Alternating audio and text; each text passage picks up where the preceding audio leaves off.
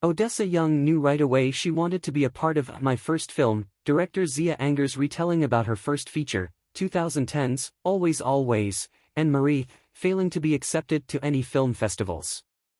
Young plays a fictionalized Anger named Vita.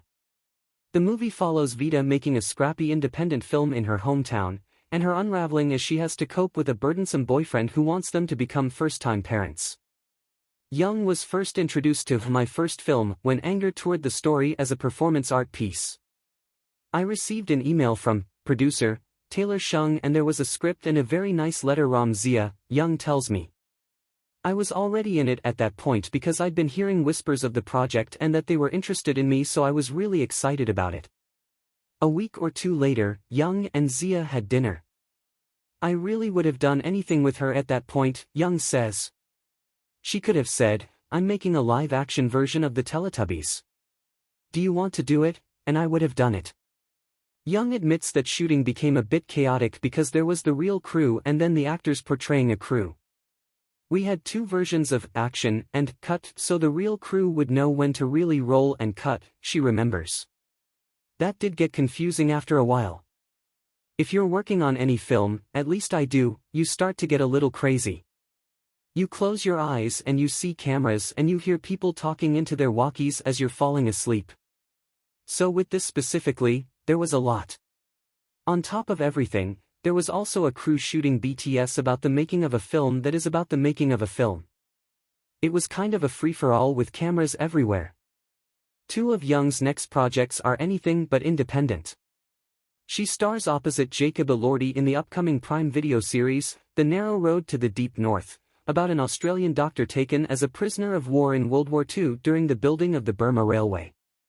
Young says her two teenage sisters are rarely interested in her work, but Elordi definitely got their attention. They got to meet him, Young says. They played it very, very cool. They were very chill about it. But they were very excited. She says Elordi couldn't have played it more perfectly with her siblings. He was kind of casual, but interested in them.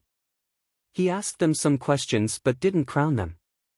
He let them enjoy their day on set. He was great. In November, Young starts shooting Deliver Me From Nowhere, the Bruce Springsteen biopic starring Jeremy Allen White as the rocker.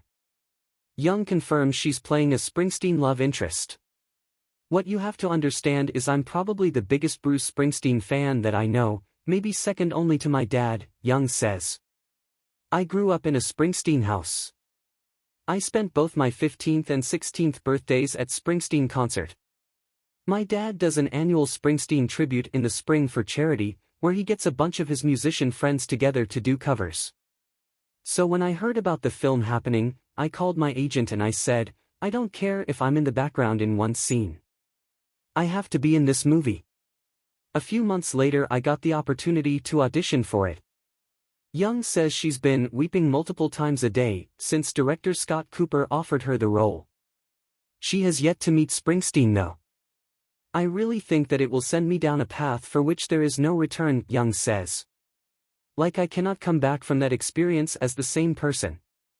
My first film is available on Mubi.